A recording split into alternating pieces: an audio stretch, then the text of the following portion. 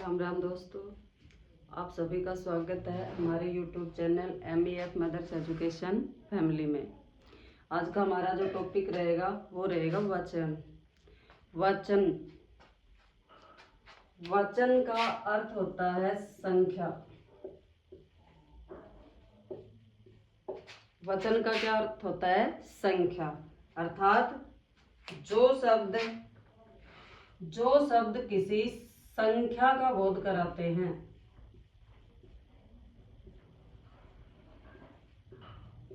संख्या का बोध कराने वाले शब्दों को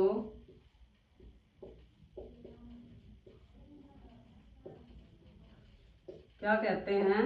वचन कहते हैं। वचन का अर्थ होता है संख्या, अर्थात जो शब्द संख्या का बोध कराते हैं उन्हें क्या कहते हैं? वचन कहते हैं। वचन जो होते हैं दो प्रकार का होता है। वचन कितने प्रकार का होता है? दो प्रकार का। कौन कौन सा होता है? नंबर एक वचन, और नंबर 2 है बहुवचन।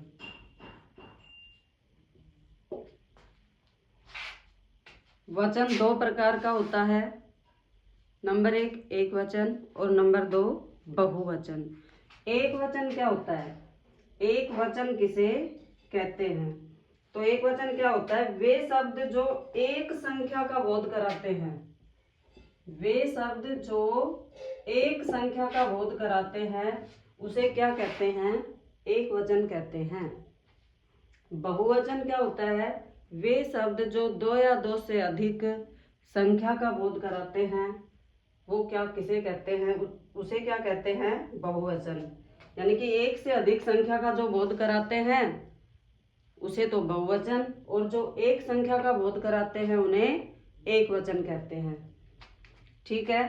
अब इसके बाद आता है कि भाई एक वचन और बहुवचन में कौन कौन सी वस्तुएं आती हैं।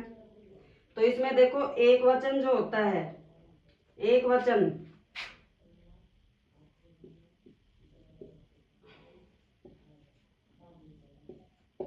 एक वचन में जो धातुओं के नाम है ना, धातुओं के नाम एक वचन में आते हैं। जैसे सोना है, चांदी है, जितनी भी धातुएं होती है सब एक वचन के अंतर्गत आती हैं। और दूसरा नंबर है धातुओं के नाम, दूसरा है द्रव्य पदार्थों के नाम।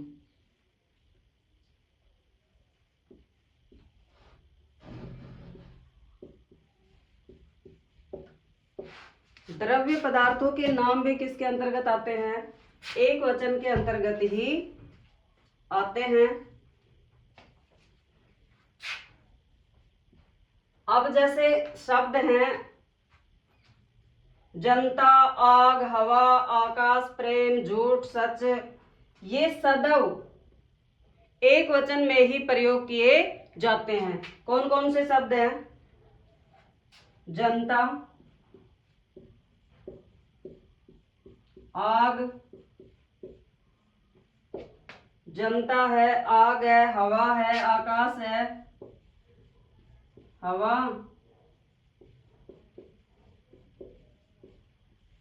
आकाश, जल, वर्षा, ये तो सब द्रव्य पदार्थों में हो गए। क्रोध, क्षमा,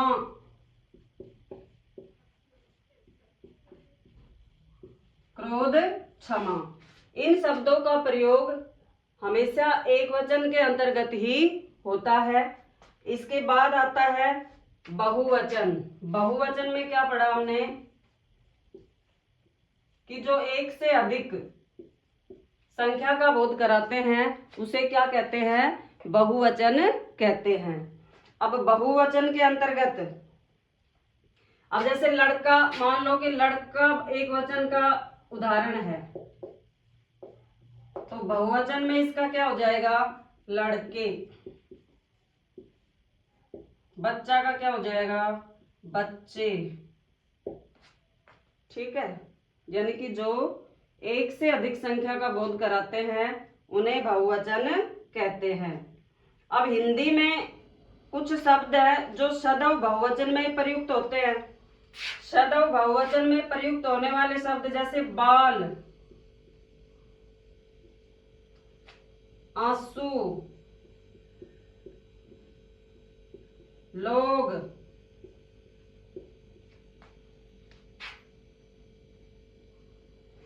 समाचार, होश, हस्ताक्षर,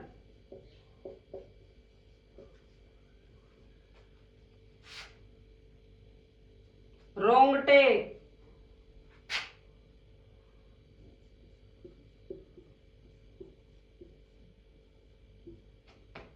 और नेत्र, इन शब्दों का प्रयोग हमेशा बहुवचन के अंतर्गत ही होता है। अब आगे आता है आदर जो सूचकार्थ जो शब्द होते हैं, जो आदर सूचक जो शब्द होते हैं उनका प्रयोग भी बहुवचन में ही किया जाता है। एक वचन के स्थान पर बहुवचन का प्रयोग होता है। जैसे गुरुजी है तो गुरुजी क्या है, वैसे तो एक वचन ही है, लेकिन गुरुजी, जैसे गुरुजी आ गए हैं, आ गए हैं, तो इसका प्रयोग किसके अंतर्गत हुआ, बहुवचन में हुआ। ठीक है, जो आदर सूचक गुरुजी आ गए हैं, आदर सूचक जो शब्द होते हैं वो बहुवचन के अंतर्गत होते हैं। अब वचन परिवर्तन किस तरह से करेंगे, एक वचन से बहुवचन किस तरह से बनाएंगे, तो सबसे पहले पुल्लिंग संज्ञाओं के वचन परिवर्तन किस तरह से करेंगे। तो भाई आ है, जैसे अंत में आ है और उससे उसको हम ए में बदल करके बहुवचन बनाते हैं, आ को ए में बदल करके। जैसे उदाहरण, आ का उदाहरण ले लीजिएगा, जैसे बेटा है, बेटा, अंत में क्या आ रहा है, आ रहा है, इसका बहुवचन क्या हो जाएगा, बेटे, अंत में क्या आया, ए आया, तो आ को ए में बदल करके बहुवचन बना दिया यहाँ पे। और उदाहरण ले सकते हैं इसके, जैसे बच्चा है, बच्चा क्या हो जाएगा, बच्चे, आ किस में बदल गया, ए में बदल गया, आ किस में बदल गया, ए में बदल गया। पहिया शब्द है, पहिया, पहिया, पहिया, तो इसका क्या हो जाएगा, पहिए, यानी आ किस में बदला, ए में बदला, आ किस में बदल गया, ए में बदल गया। और शब्द बना सकते हैं, तोता है, जैसे तोता, क्या हो जाएगा इसका बहुवचन, तोते हो गए, इसमें भी आ किस में बदला, ए में बदला। तो इस तरह से आ को ए में बदल करके बहुवचन बनाए यहाँ पर। तो ये है पुल्लिंग संज्ञाओं में वचन परिवर्तन। इसके बाद आता है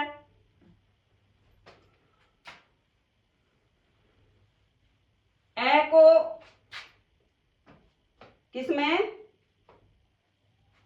ए को ए में बदल करके, ए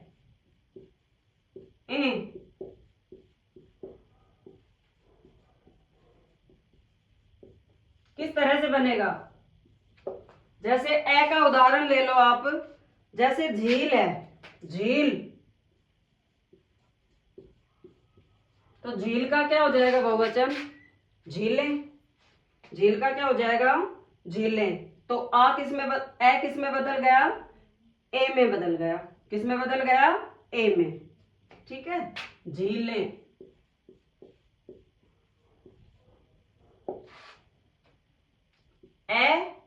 ए में बदल गया। और उदाहरण ले सकते हैं, जैसे दवात, क्या हो जाएगा इसका, दवातें, दवातें, यानी ए किस में बदला, देखो तय, तय क्या है, व्यंजन है, और व्यंजन बगैर स्वर के उसका उच्चारण नहीं कर सकते हैं, तो इसके तय में क्या है, ए, जब ए स्वर इससे बाहर निकालोगे तो तय क्या हो जाएगा, हलंत हो जाएगा। ठीक है ना, यानी हलंत का मतलब होता है आधा वर्ण। तो इसमें ए, तो इधर ए है और इधर क्या है, ए, ए, तो ए किस में बदला है, ए में बदला है। और उदाहरण देख सकते हैं, जैसे बात है, बात, तो बात से क्या हो जाएगा, बातें, यानी ए किस में बदला, ए में, ए में बदला, ए किस में बदला, ए में। और उदाहरण ले सकते हैं, रात है, रात, रात का क्या हो जाएगा, रातें, रातें। तो रात में भी एस ए है, तो ए किस में बदल गया, ए में, ए में। जब ये ए की मात्रा के साथ लगेगा तो बिंदु लगेगी, ठीक है। इसके बाद में आगे हम किस तरह से वचन परिवर्तन कर सकते हैं,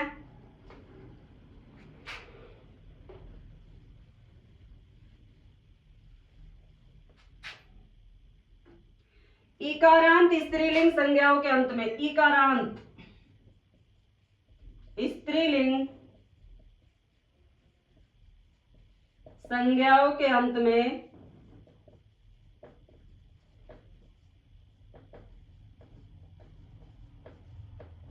इकारांत स्त्रीलिंग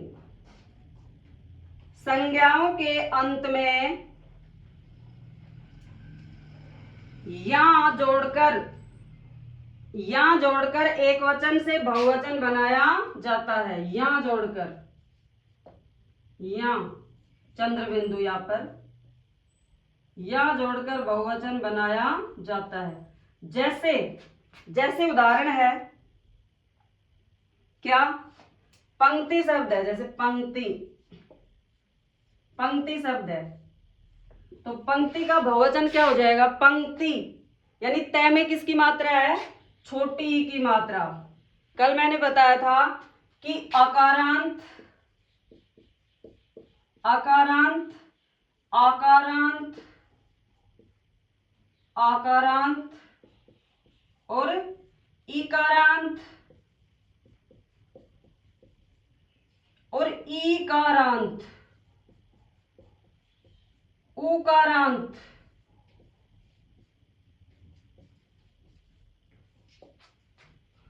आकारांत यानी इकारांत स्त्रीलिंग संज्ञाओं के अंत में, स्त्रीलिंग संज्ञाओं के अंत में यदि ए आता है तो आकारांत, यदि आ आता है तो आकारांत, यदि छोटी ई आती है तो इकारांत, यदि बड़ी ई आती है तो ईकारांत, और छोटा ऊ आता है तो उकारांत, और बड़ा ऊ आता है तो उकारांत, यानी थोड़ा छोटे ऊ से दुगना समय इसके उच्चारण में लगेगा। तो इसमें पंक्ति में छोटी ई यानी इकारांत है, तो इकारांत, इकारांत संज्ञाओं के अंत में यदि या जोड़ करके इसका बहुवचन बनाएंगे तो पंक्ति है, तो पंक्ति का क्या हो जाएगा, पंक्तियां, पंक्तियां, या, ठीक है, पंक्ति का क्या हो जाएगा, पंक्तियां। इसके बाद और उदाहरण ले सकते हैं, जैसे जाति शब्द है, जाति, तो जाति का क्या हो जाएगा, इकारांत है, तो जाति का भी क्या हो जाएगा, जातियां, जातियां। तो ये था इकारांत स्त्रीलिंग संज्ञाओं के अंत में या जोड़ करके वचन परिवर्तन करना। अब इसके आगे आता है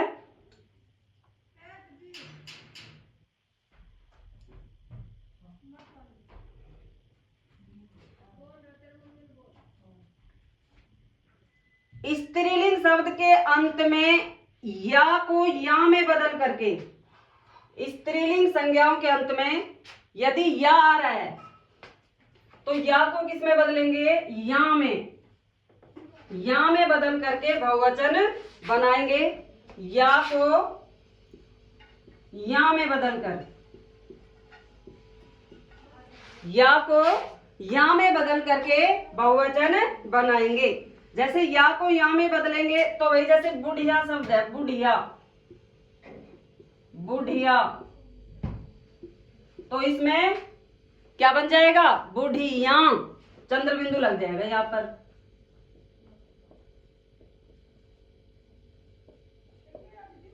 गुड़िया है, गुड़िया का क्या हो जाएगा, गुड़िया,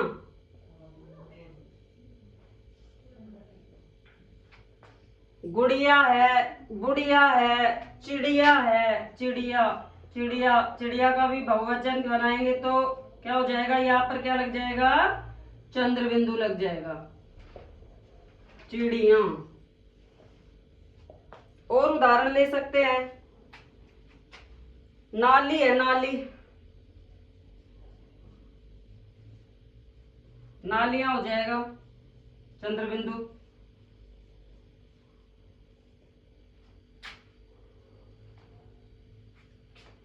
सवारी है, सवारी, क्या हो जाएगा इसका? सवारियां।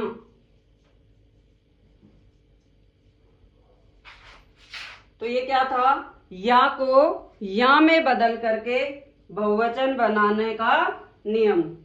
इससे आगे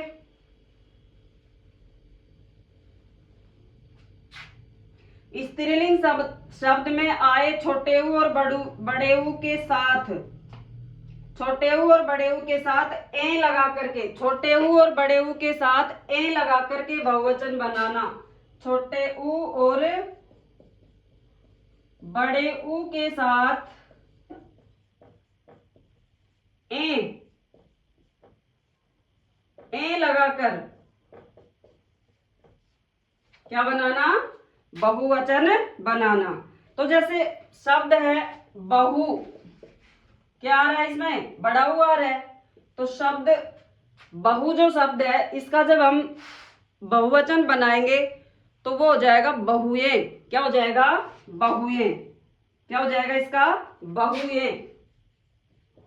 जब बहुएं लिखेंगे तो छोटे ऊ की मात्रा हो जाएगी इसमें, ठीक है।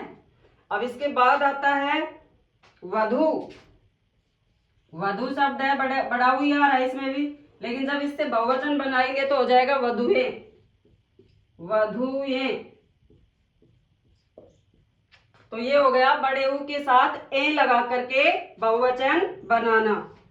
और जैसे धेनु, जैसे छोटा ऊ का भी ले लो, धेनु। तो धेनु का क्या हो जाएगा? धेनुए। क्या हो जाएगा? धेनुए।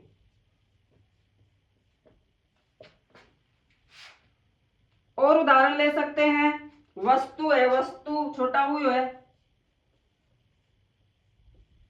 वस्तु का क्या हो जाएगा? वस्तुएं। वस्तुएं। तो ये था छोटा ऊ और बड़ा ऊ के साथ ए लगा करके वचन परिवर्तन। छोटा ऊ और बड़ा ऊ, ये छोटे ऊ का उदाहरण है, ये छोटे ऊ का उदाहरण है, और ये बड़े ऊ का। तो ये हमने वचन परिवर्तन किया। अब हम करते हैं एक वचन शब्द के साथ जन।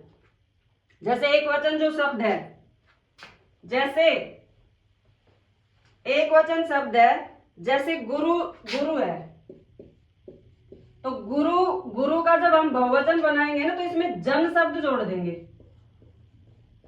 तो क्या बन जाएगा? गुरु जन। ठीक है। तो इस तरह से क्या क्या शब्द जोड़ करके बनाएंगे बहुवचन? जैसे जन, जन गण, जन गण वर्ग वृंद।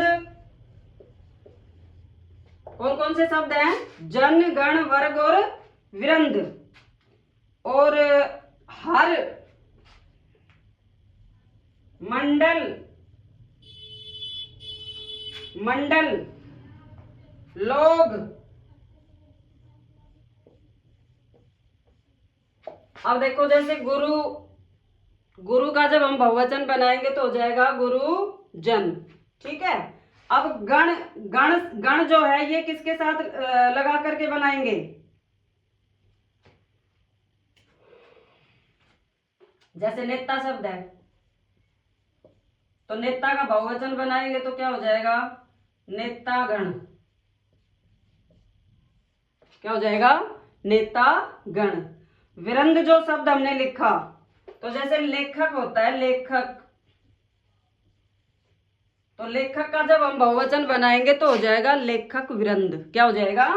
लेखक वृंद।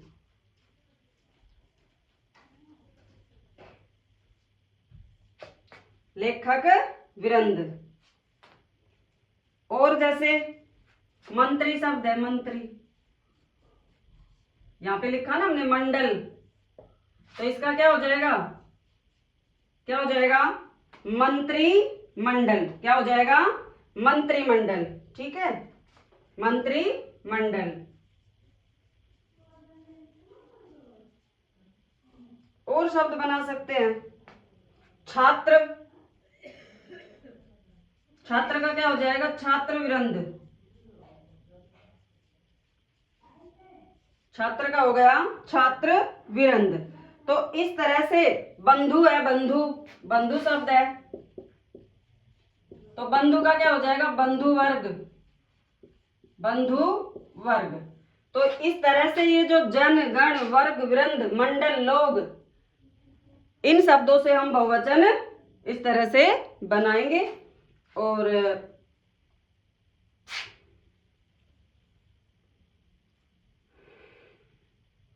जो पारिवारिक संबंधों के वाचक आकारांत जो शब्द होते हैं, पारिवारिक संबंधों के जो वाचक आकारांत जो शब्द होते हैं, उनका भी प्रयोग प्राय बहुवचन के अंतर्गत ही किया जाता है। जैसे जैसे चाचा है, माता है,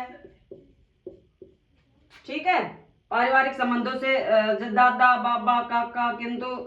किंतु जो भांजा है, भांजा, भतीजा, ये जो है ना, भांजा, भतीजा